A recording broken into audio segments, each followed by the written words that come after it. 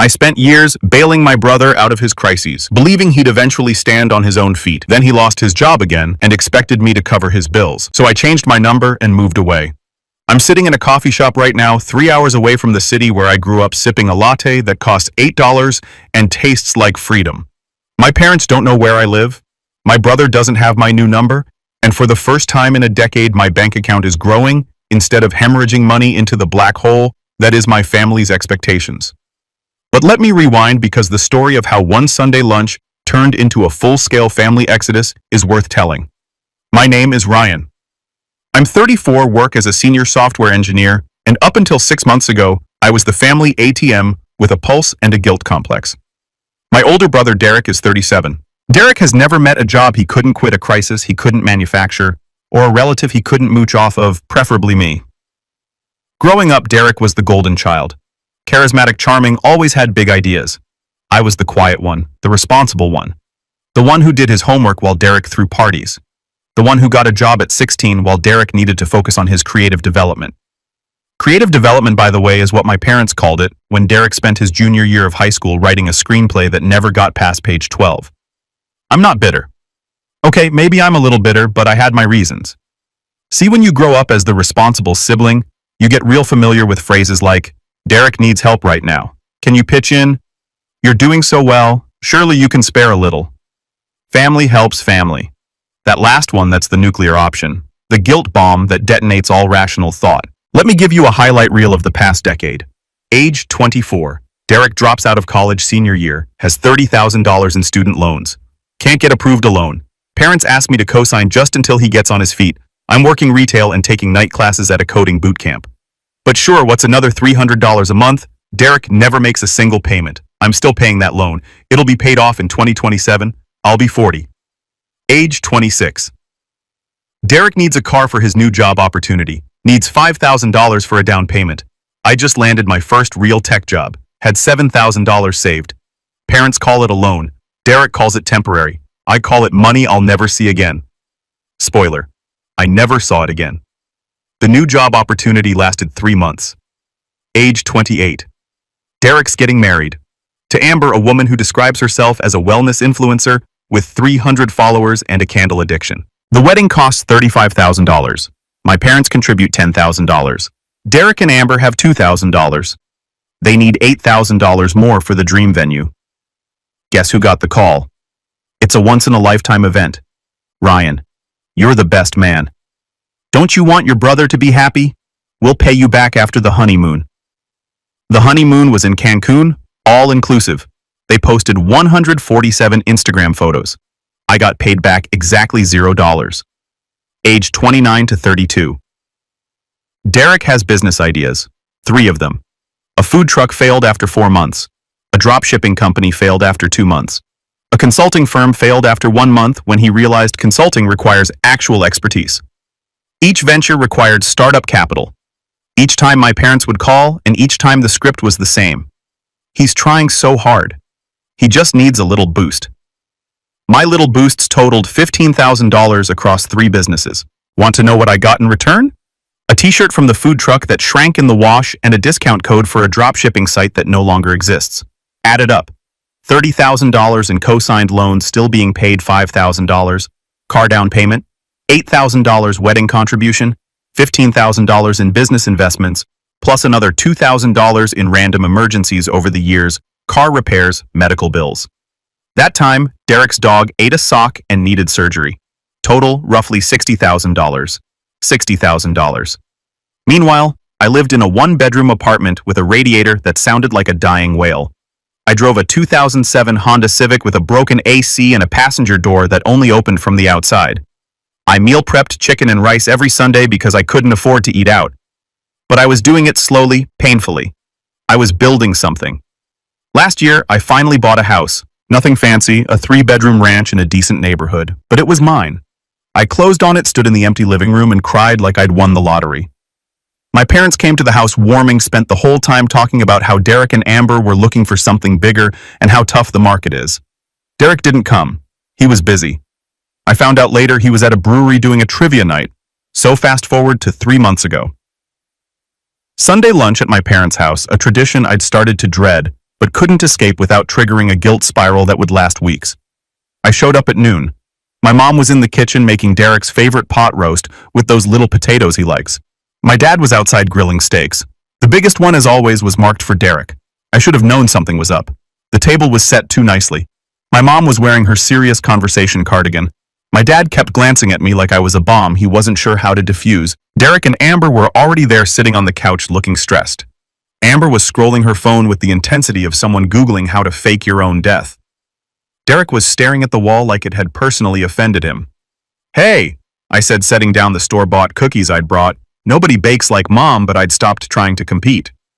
"Hey, bro," Derek said without looking at me. Amber glanced up, gave me a tight smile, then went back to her phone. "Cool. This was going great. We sat down for lunch. The pot roast was perfect. The steaks were medium rare. The little potatoes were seasoned just right, and then between the salad and the main course, my mom dropped it."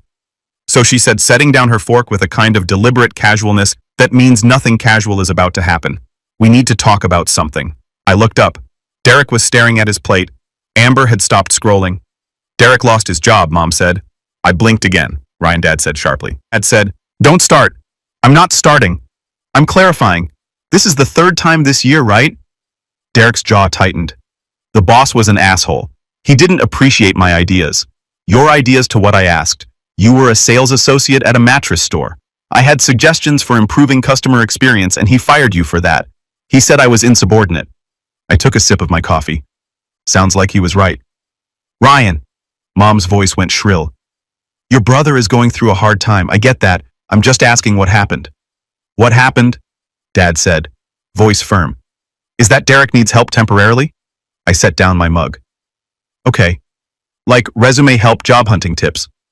"I know some recruiters." "Financial help," Mom interrupted. There it was. I looked at Derek. He was still staring at his plate like it held the answers to the universe. "How much?" I asked. Dad cleared his throat. "His mortgage is $2,400 a month. Car payments are another $800. Then there's utilities, groceries, insurance." I did the math in my head. "You're talking about $4,000 a month minimum. Just until he gets back on his feet," Mom said quickly. "A few months tops." I laughed. Couldn't help it. "A few months? What's funny?" Amber snapped. "Nothing. Just deja vu. This exact conversation has happened, 10 times in the last decade." "That's not fair," Derek said. "You're right. It's not fair to me." Dad leaned forward. "You're doing well, Ryan. You can afford it." "Can I?" "You just bought a house with money I saved by not eating out for 3 years. Don't be dramatic." Mom said, "I'm not being dramatic. I'm being accurate. So you'll help?" Dad asked. I looked around the table at my parents staring at me expectantly. At Derek finally meeting my eyes with something that looked like hope mixed with entitlement. At Amber, who'd gone back to her phone because apparently this conversation didn't concern her. I picked up my coffee mug, took a long, slow sip, set it down gently, and said, "No." The word hung in the air like a grenade with the pin pulled. Mom blinked. "What?" I said. "No. Ryan, you don't understand." "I understand perfectly. Derek lost another job. You want me to pay his bills? And I'm saying no." Derek's face flushed. "Are you serious right now?" "Completely." But Mom looked at Dad, panicked. "But he has children." "So did I said calmly. "When you asked me to pay for his wedding instead of helping me with my student loans." "Oh wait, I don't have children. I just sacrificed having any kind of life so I could fund Derek's." "That's not fair," Derek shouted. "You're right," I agreed. "It's not." Dad stood up, face red. "Ryan, your brother needs help. Family helps family." I stood up too, looked him right in the eye. "Great," I said. "Then he can move into your house because I'm selling mine." Silence. Complete, total, deafening silence. "You're what?" Mom whispered. "Selling my house and moving far away, and you're not invited." You know that moment in a movie where someone drops a bombshell and everything goes into slow motion. The water glass is trembling, the background noise fading, everyone's face frozen in various stages of shock and horror. Yeah, that's what my parents' dining room felt like. Mom's mouth was open. Just open, like her brain had blue-screened and forgotten to send the close mouth signal. Dad had gone from red to purple. I was genuinely concerned about his blood pressure. Derek looked like I just told him Santa wasn't real, and also his dog died. Amber, shockingly, was the first to speak. "You can't be serious." "I'm extremely serious," I said, Still standing, hands surprisingly steady. I'm listing the house next week. Already talked to a realtor. That was a lie. But it felt true enough that it might as well have been. Ryan, sit down, Dad said in his I'm the father and you'll listen voice. The one that stopped working on me around age 25. I'm good standing, thanks. You're being ridiculous. Mom's voice cracked. You can't just sell your house. Actually, I can. It's my house, my name on the deed, my equity, my decision. Where will you go? She asked like I was announcing a move to Mars. Somewhere you won't find me. Derek finally found his voice. Bro, come on! Family helps family! I turned to him slowly.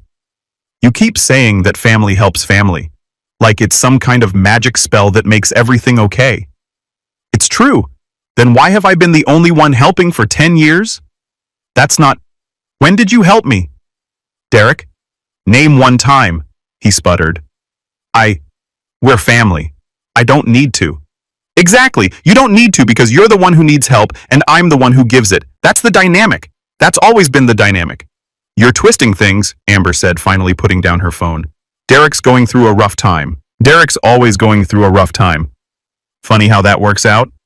Dad slammed his hand on the table. The water glasses jumped. Enough. You will help your brother. Or what I asked. Calmly, he faltered. Or you're not the man I raised. Good, because the man you raised was a doormat with a credit card. Mom gasped like I'd sworn in church. Ryan, how can you say that? Pretty easily, actually. Want me to list examples? This is unnecessary. You're right, it is unnecessary. All of this, the guilt, the manipulation, the assumption that my money is community property. I pulled out my phone. Actually, you know what? Let me show you something. I opened my notes app, scrolled to the document I'd been keeping for 3 years. The one I'd never planned to show anyone, but had written down anyway, just to prove to myself I wasn't crazy. This, I said, turning my phone so they could see, is a list of every dollar I've loaned or contributed to this family in the last 10 years. Derek's face went pale. You kept a list, I kept receipts. I started reading. December 2014. Co-signed Derek's student loans. Current balance still owed $28,000. I've paid $31,000 over 10 years. Derek has paid $0. I was going to. Derek started March 2016. Car down payment $5,000. Promised repayment 6 months. Actual repayment $0. The job fell through. August 2018. Wedding contribution $8,000. Was told it was a loan. Turns out loan means gift you resent giving. Amber's face flushed. We invited you to the wedding. I was the best man. You didn't have a choice. I kept reading. 2019 through 2022. 3 business ventures, $15,000 total. Return on investment, 1 shrunken t-shirt and crippling disappointment. Those were legitimate businesses, Derek shouted. Legitimate businesses pay back investors. You weren't an investor, you were family. Apparently those are mutually exclusive. I scrolled down. Various emergencies, car repairs, medical bills. That time your dog ate a sock. Another $2,000. Mom stood up. We never asked you to keep track. You never had to. I did it automatically. Every time you called with another crisis, I logged it. Not because I'm petty. Sure seems petty, Amber muttered. But because I needed to see it in writing to prove to myself I wasn't imagining it. I turned the phone around, showed them the total at the bottom of the list. $60,000. That's what this family has cost me. And that's not counting the interest on Derek's loans that I'm still paying, or the opportunities I missed because I was too broke to take them. The silence was heavier this time. Suffocating. Dad's voice was quiet. We didn't know it was that much. You didn't ask. We just thought. You thought I had extra. You thought I was doing fine. You thought wrong. I pocketed my phone.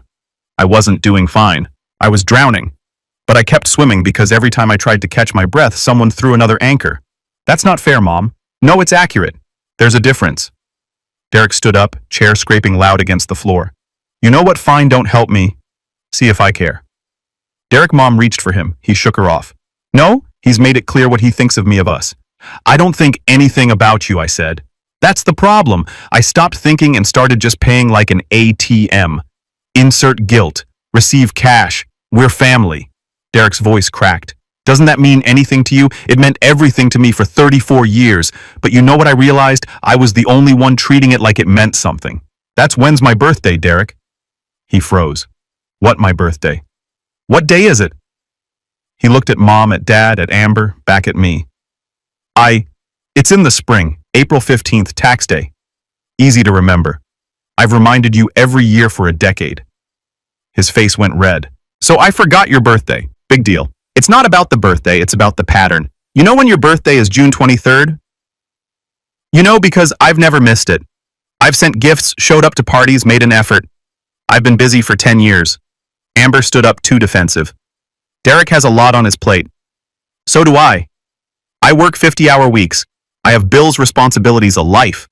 But somehow I still managed to remember my brother's birthday while funding his entire existence. Mom was crying now, the soft, manipulative kind of crying that's designed to make you feel like a monster. Ryan, please, can we talk about this calmly? I am calm. You're tearing this family apart. No, I'm pointing out that it was already torn. I was just too busy stitching it back together to notice. Dad stepped closer. His intimidation stance. Worked when I was 12. Didn't work anymore. If you walk out that door, he said slowly, don't expect to be welcomed back. I looked at him. Really looked at him. This man who taught me to ride a bike and helped me with homework and also spent 30 years telling me Derek needed me more than I needed myself. Okay, I said. Okay. He looked confused. Okay, I won't expect to be welcomed back because I'm not coming back. Mom sobbed louder. You don't mean that, I really do. I walked to the front door. Behind me, chaos erupted. Ryan, stop. You're going to regret this. You're being selfish. I turned at the door. One last look at the dining room, at the pot roast getting cold, at the family that had spent decades treating me like a resource instead of a person. You know what I said? I've spent 10 years regretting things I did for you. Might be nice to regret something I did for myself. And I left, walked to my car, got in, sat there for a second, hands on the wheel, waiting for the guilt to crash over me like it always did. It didn't come. Instead, I felt light, like I'd been carrying a backpack full of rocks and had finally realized I could just set it down. My phone started buzzing immediately. Mom, please come back inside, let's talk. Dad, this is unacceptable behavior. Derek, you're really going to abandon me. Amber, the kids are going to be devastated. That last one almost got me. Almost. But then I remembered Derek and Amber had 2 kids, 7 and 5. I'd bought Christmas gifts, birthday gifts, back-to-school supplies. I'd babysat when they wanted date nights. And you know how many times those kids had been brought to visit me at my new house 0. I put my phone on, do not disturb. Started the car, drove home. When I got there, I sat on my couch. The one I'd bought on sale, the one that was slightly too firm but was mine, and opened my laptop. Googled how to sell a house fast. Then best cities for remote tech workers. Then how to block family members on all platforms. By midnight, I had a plan. By Monday morning, I had a realtor. By Tuesday, I'd requested remote work approval from my boss. By Wednesday, the for sale sign was in my yard. And by Thursday, my phone was blowing up with messages I wasn't reading because for the first time in my adult life, I was choosing me. And it felt incredible. The for sale sign went up on Thursday morning at 9 o'clock. By 9:47, my mother was standing on my front porch looking like she'd driven there without checking a mirror first. Hair uncombed, cardigan buttoned, wrong eyes, red and puffy. I know because I watched her through the window for a full minute before deciding whether to open the door. Spoiler, I didn't. She knocked, then knocked again, then started calling through the door. Ryan. Ryan. I know you're in there. Your car's in the driveway. I stayed on my couch, laptop open, researching apartments in Austin. Remote, friendly, good tech scene, far enough away that just dropping by would require a plane ticket. Ryan, please, we need to talk. The neighbors were definitely watching. Mrs. Chen from next door had her curtains pulled back, not even pretending to hide. Great, this would be wonderful for property value.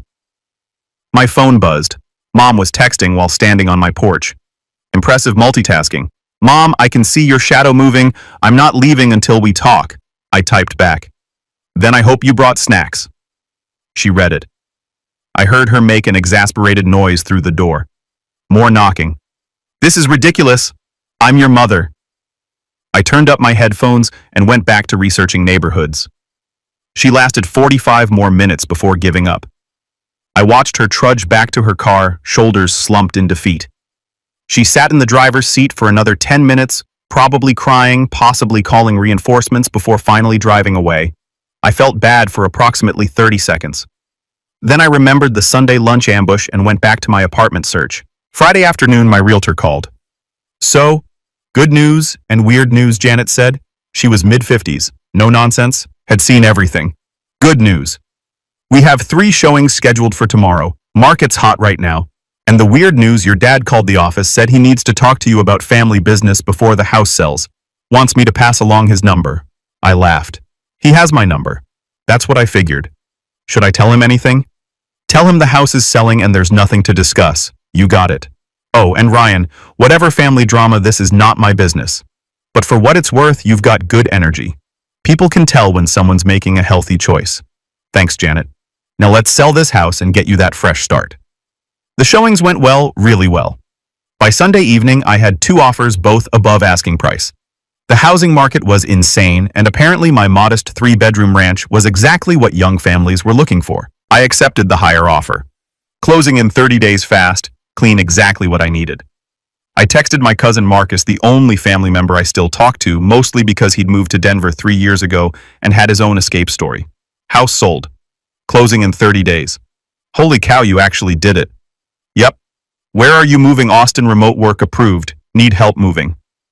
You're in Denver. I can fly in for a weekend. Wouldn't miss this. You just want to see the family meltdown in person, obviously. But also, you're my favorite cousin and I support your choices. I'm your only cousin who doesn't ask you for money. Exactly. When do you tell them? Good question. When did I tell them? Answer: I didn't. I just let them find out. It took 3 days. 3 blissful, quiet days where I packed boxes, purged old stuff, and planned my new life. Then Derek showed up. He didn't knock. He still had the garage code from when he'd borrowed my lawnmower 2 years ago and never returned it. Add that to the list. 1 lawnmower, $400. I heard the garage door open, heard footsteps, looked up from the box I was packing to see Derek standing in my living room, looking around at the half-empty space like he'd walked into a crime scene. "What the hell, man?" he said. "You can't just walk into someone's house, Derek. The garage code still works. I'm changing it today." I went back to packing books. "What do you want?" "What do I want?" "You're actually selling the house." "Yep." "Where are you going?" "Somewhere else." "Ryan, come on, don't be like this." I looked up at him. Really looked. He'd aged badly in the last few years. Stress probably, or karma. Hard to tell. Be like what I asked. Clear about my boundaries. Done funding your life. An adult with agency. You're being petty. I'm being free. There's a difference. He ran his hand through his hair, a nervous habit from childhood. "Look, I get it. I messed up. I should have paid you back. I should have been more responsible. But this running away, that's not going to solve anything. It's not running away, it's running towards something better. What's better than family? Literally anything that doesn't make me want to throw my phone in a lake." Derek sat down on my couch without being invited. "Mom's a wreck. She's barely eating. Dad's, I don't even know. He won't talk about it." "That sounds like a them problem." "And me." "What about me?" I stopped packing, turned to face him fully. "What about you, Derek?" "I need help. Amber and I were drowning. The mortgage, the cars, the kids' school. Get a job. I'm trying. Try harder." His face flushed. "You don't understand. It's not that simple." "You're right. I don't understand because I've never quit a job 3 times in 1 year. I've never spent money I didn't have on things I didn't need. I've never asked my younger brother to fund my lifestyle while I figured out my passion. That's not fair. None of this is fair. That's the point. I threw a book into the box harder than necessary. You want to know what's not fair? Working 60-hour weeks while my brother day drinks and calls it networking. Eating ramen for months so I can cover his car payment. Missing out on vacations, relationships, experiences, because I'm too broke from keeping you afloat. I didn't ask you to do that. Yes, you did. Every time you called with another crisis, every time mom guilt-tripped me. Every time dad said family helps family like it was the gospel. Derek stood up. "So that's it. You're just done with us." "I'm done being used. If you want a relationship, we can have one, but it's going to look different." "Different how?" "No more loans, no more bailouts, no more treating my bank account like a community resource. That's cold. That's boundaries." He stared at me for a long moment. I could see the wheels turning, the calculations, trying to figure out if he could guilt me, manipulate me, or anger me into changing my mind. None of it was going to work. For the first time in my life, I'd built a wall he couldn't climb. "Fine," he said finally.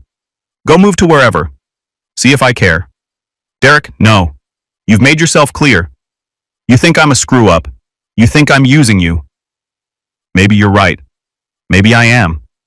He walked toward the door, stopped, turned back. But at least I tried. At least I took risks. At least I lived my life instead of hiding behind spreadsheets and safety nets. That one almost landed. Almost. You're right, I said calmly. You took risks with my money, and now you're mad because I'm taking it back.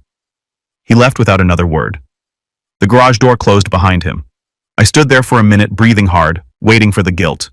Still didn't come. I went back to packing. 2 weeks before closing, Amber showed up with the kids. I saw them through the window. 7-year-old Tyler and 5-year-old Madison, both in matching I Love My Uncle t-shirts that I guarantee they didn't own yesterday. This was psychological warfare. I opened the door. Amber, Ryan, hi. Her smile was plastic. The kids really wanted to see you. We haven't visited the new house yet. The house I'd owned for a year, but sure. New Uncle Ryan. Tyler ran forward. I caught him in a hug because I'm not a monster. Madison hung back shy. She'd always been the quiet one. Hey, buddy, I said to Tyler. What's up? Mommy said, you're moving. I am. Why? I looked at Amber. She had the decency to look slightly ashamed. Sometimes people need a change, I said carefully. But we won't see you anymore. Sure you will. I'll have a new place. You can visit. Amber jumped in. Actually, that's going to be hard. We can't really afford trips right now with Derek's job situation. There it was, the play. Mommy said maybe you could help us more if you didn't have a big house payment, Tyler said, clearly coached. I knelt down to his level. Tyler, buddy, can you and Madison go look at the backyard for a minute? I think there might be a soccer ball back there. Okay. They ran off. I stood up, looked at Amber. Using your kids as emotional hostages is disgusting. Her facade cracked. I'm desperate. Do you understand that we might lose the house, then downsize? We can't. The kid's school, public school exists. Derek can't find work because he's depressed. Then he needs therapy, not my money. You have so much. You just don't want to share. I have so much because I saved it instead of spending it on luxury cars and vacations. She was crying now. Real tears, not the manipulative kind. I don't know what to do. The bank is threatening foreclosure. I have 2 kids. We're going to end up in an apartment. Apartments aren't the end of the world, Amber. I lived in one for 8 years. But the kids will be fine. Kids are resilient. What they need is parents who model responsibility, not parents who teach them that Uncle Ryan will always bail them out. You're really going to let us lose everything. You're really going to let Derek take no accountability. She didn't have an answer for that. The kids came back. No soccer ball. I don't own one. Never have. But they'd found some old gardening gloves and were wearing them like puppets. Look, Uncle Ryan, Madison said, finally speaking. Very cool, I said, smiling despite everything. Amber gathered them up. We should go say bye to Uncle Ryan. Bye. They chorused. I waved, watched them leave. Felt bad for the kids. They didn't ask for any of this. But I'd learned something important. You can't set yourself on fire to keep other people warm. Even if they're family, even if they're kids. Sometimes the kindest thing you can do is let people face the consequences of their choices, even if it hurts. Closing day arrived on a Thursday. I signed papers, shook hands with Janet, and officially handed over the keys to a young couple with a baby on the way. We love the house, the wife said. It has good energy. It does? Now I said. That afternoon, Marcus flew in. We loaded the moving truck. Well, he loaded while I directed and handed him beers. Your family know you're leaving tomorrow, he asked, hauling a box labeled Kitchen Fragile. Nope. Cold efficient. He grinned. I like this version of you. Very, no regrets given.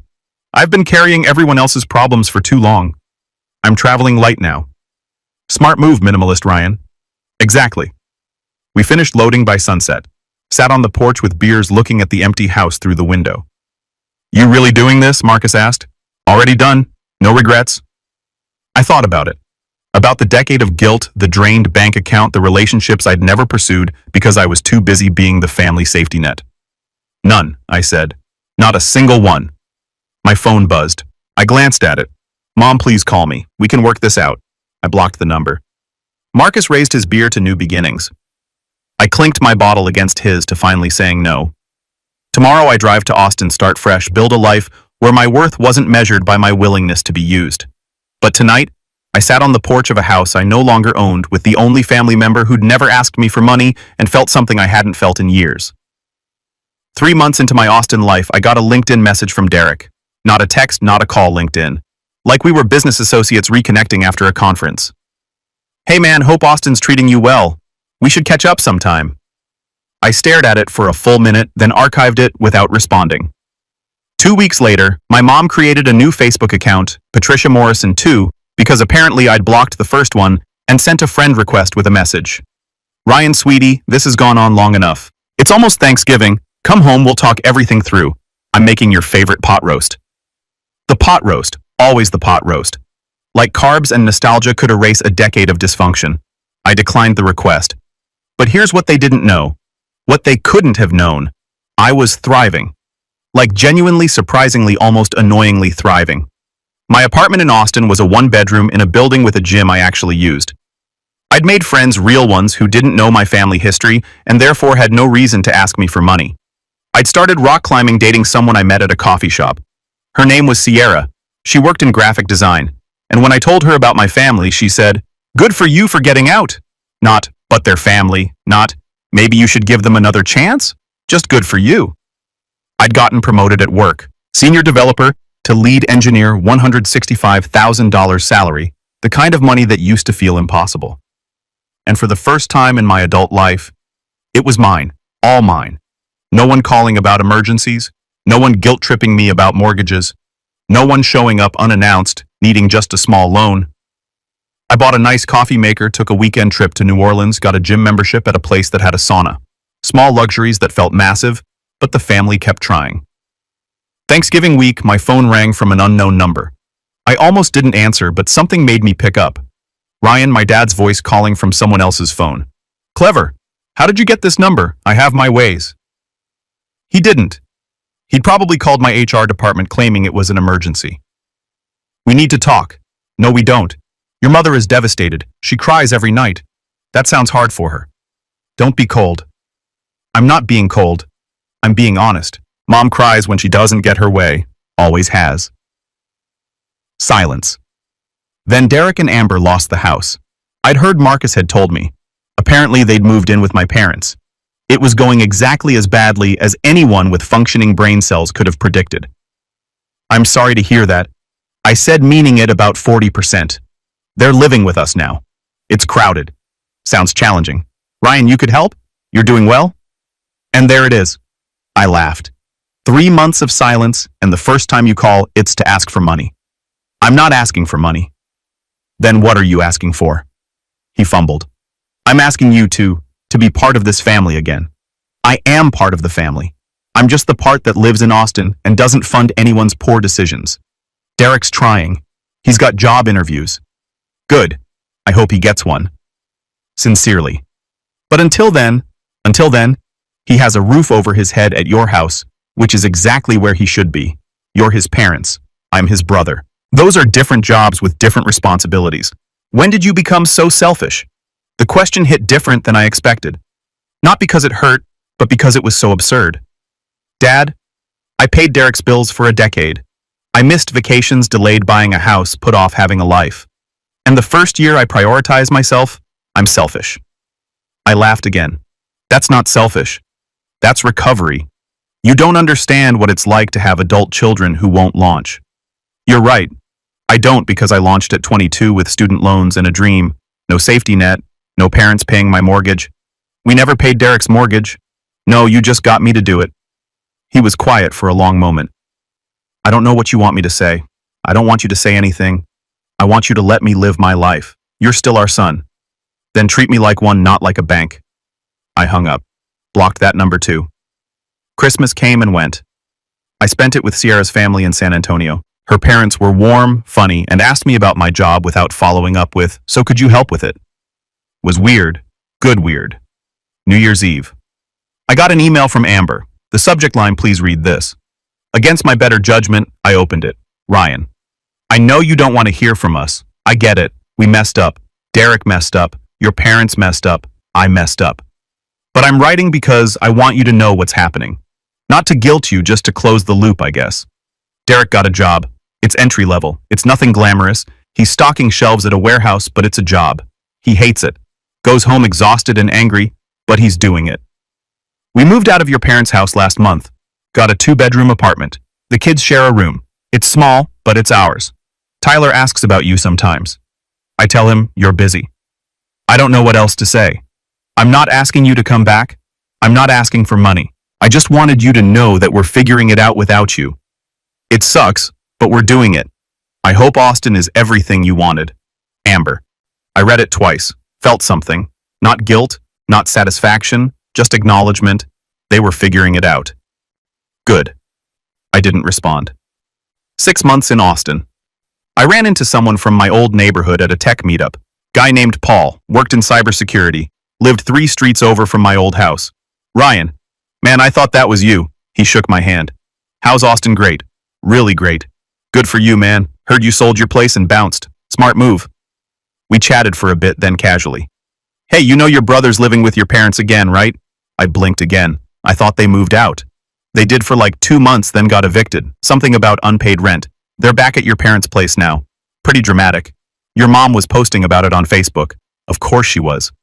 Wow, I said that's unfortunate. Yeah, my wife feels bad for your parents, but honestly, he lowered his voice. Between you and me, your brother seems like kind of a mooch. I almost laughed.